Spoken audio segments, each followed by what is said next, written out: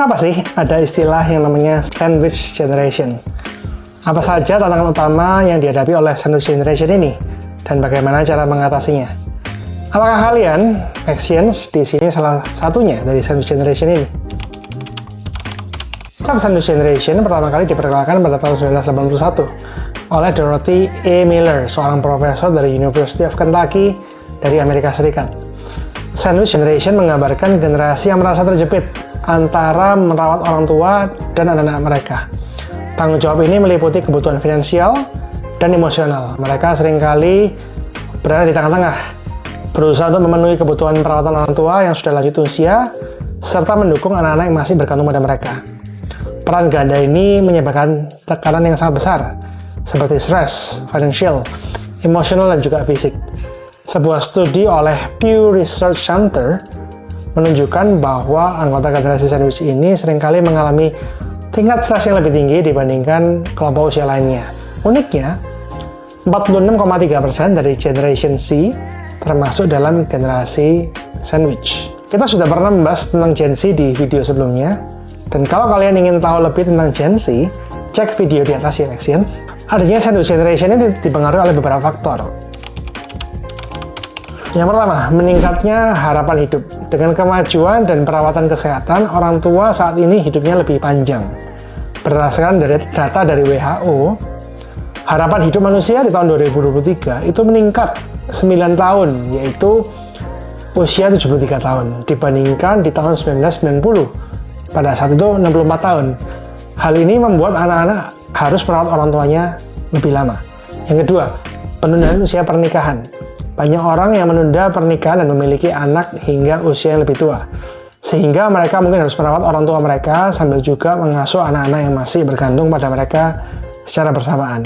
Ini yang ketiga, inflasi serta tekanan ekonomi. Dengan kenaikan harga yang cenderung tidak stabil dan terus naik, hal ini membuat beban keuangan bagi sandwich generation lebih besar. Selain itu, sempitnya lapangan pekerjaan membuat orang tua cenderung masih membiayai anak yang sudah cukup dewasa. Yang keempat, penurunan angka kelahiran. Penurunan angka kelahiran adalah fenomena yang sedang melanda di seluruh dunia saat ini. Pada tahun 2023, angka kelahiran global diperkirakan sekitar 18 kelahiran per 1.000 orang. Dibandingkan dengan tahun 1960-an, pada saat itu adalah 30 kelahiran per 1.000 orang. Hal ini menyebabkan peningkatan tanggung jawab per anak. Akibatnya, yang pertama, meningkatnya kasus stres dan mental health issue. Stres kronis dari tanggung jawab ganda dapat menyebabkan masalah kesehatan mental seperti depresi, kecemasan. Hal ini umumnya disebabkan oleh tekanan yang dirasakan untuk berhasil dan takut gagal. Stres juga bisa dipicu oleh rasa kewalahan atau burnout yang dirasakan serta perasaan bersalah apabila mereka gagal memberikan hidup yang lebih baik untuk keluarganya. Yang kedua, mengakibatkan tekanan keuangan. Sandwich generation harus menanggung beban keuangan yang dapat dibilang cukup besar. Seperti yang kita ketahui, menanggung biaya keluarga inti saja sudah terhitung berat. Tetapi sandwich generation mau tidak mau harus menanggung beban keuangan dari orang tua mereka, ditambah pengeluaran yang dikeluarkan nantinya cukup besar. Yang ketiga, kesulitan menyeimbangkan waktu. Sandwich generation itu memiliki penghasilan yang cukup besar karena ada beberapa yang harus mereka biayai. Hal ini kadang-kadang membuat mereka harus bekerja 2-3 pekerjaan untuk bisa memenuhi kebutuhan secara finansial. Dan yang keempat, kelelahan fisik. Stres kronis akibat tanggung jawab ganda dapat mengakibatkan masalah kesehatan mental seperti depresi dan kecemasan. Ini biasanya disebabkan oleh tekanan untuk sukses dan ketakutan akan kegagalan. Rasa kewalahan dan burnout ini seringkali memicu stres tersebut, ditambah lagi dengan perasaan bersalah jika tidak mampu memberikan terbaik bagi keluarganya. Yang kelima, penurunan kualitas hidup. Kombinasi tugas-tugas ini seringkali menyebabkan penurunan kualitas hidup yang signifikan, baik dari segi fisik, mental, maupun sosial. Mereka menjadi kurang mendapatkan banyak waktu luang, hingga bisa menjadi penghambat bagi karir mereka karena mereka kelelahan, sehingga hasil pekerjaan mereka pun kurang optimal. Kelebihan dari sandwich generation, yang pertama, memiliki ikatan keluarga yang kuat. Menjadi bagian dari sandwich generation memungkinkan orang-orang ini untuk menjaga kedekatan dengan generasi yang atas dan bawah. Yang kedua, memiliki pengalaman hidup yang relevan. Tanpa disadari, dengan banyaknya tantangan, mereka bisa menghasilkan banyak sekali skill-skill yang baru. Yang ketiga, bisa memiliki kemampuan skill manajerial secara natural. Karena sandwich generation ini diwajibkan untuk mahir untuk multitasking, melakukan beberapa hal dalam waktu yang sedikit atau singkat. Hal ini membuat mereka terlatih untuk memiliki kemampuan manajerial yang baik. Yang keempat, unselfish.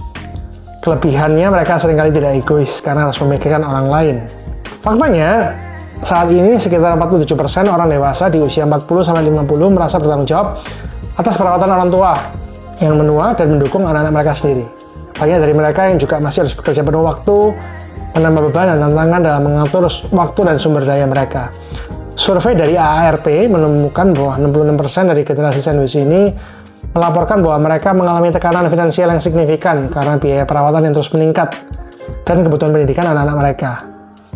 Dari research yang diadakan oleh tirto.id, 47,69% sandwich generation memiliki emergency fund, 33,3% sedang menabung untuk emergency fund, dan sementara 6,59% menyatakan belum memiliki emergency fund. Mayoritas dari sandwich generation, lebih tepatnya 73,13%, mengubah cara mereka hidup melalui cara pengelolaan keuangan yang baik dan benar. Menghadapi tantangan sebagai bagian dari sandwich generation membutuhkan semangat yang kuat dan strategi yang tepat. Terdapat banyak sekali cara yang mudah agar dapat kita aplikasikan sebagai Gen Z yang harus survive di berbagai macam keadaan. Caranya yang pertama, milikilah perencanaan keuangan yang baik.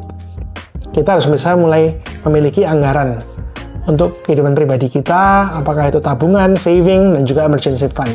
Harus dibiasakan sejak kecil. Gunakanlah platform-platform digital yang ada untuk menggunakan dan maksimalkan kesempatan itu. Yang kedua, investasikanlah pada diri Anda sendiri.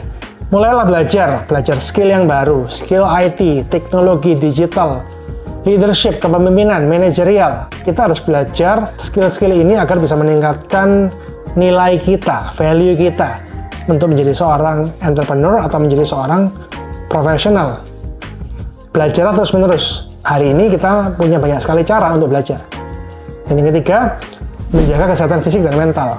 Biasakan memiliki work-life balance, dari hidup yang sehat dengan cara tidur yang cukup normal, yang sesuai dengan standar, makan yang bergizi, olahraga yang rutin. Yang keempat, gunakanlah teknologi. Kita harus bisa memanfaatkan teknologi sebaik mungkin untuk membuat hidup kita lebih baik lagi. Untuk bisa sukses dan berhasil, selalu belajar untuk memiliki perencanaan yang baik. Carilah komunitas yang baik dan benar. Milikilah mentor agar kita bisa dibantu untuk dibimbing dan dibina dalam kita menghadapi kehidupan kita. Dengan kita menerapkan strategi-strategi yang ada ini, kita bisa siap untuk menghadapi tantangan yang ada di masa mendatang. Dengan memiliki perencanaan yang baik, kita bisa menyiapkan diri kita untuk menuju keberhasilan. Ingatlah bahwa setiap langkah kecil yang kita ambil hari ini akan membawa kita lebih dekat kepada kesuksesan di masa mendatang. Tidak usah malu dan khawatir menjadi seorang di dalam sandwich generation ini. Karena ada kita semua di mana kita bisa bergandengan tangan untuk maju bersama-sama menuju masa depan yang luar biasa.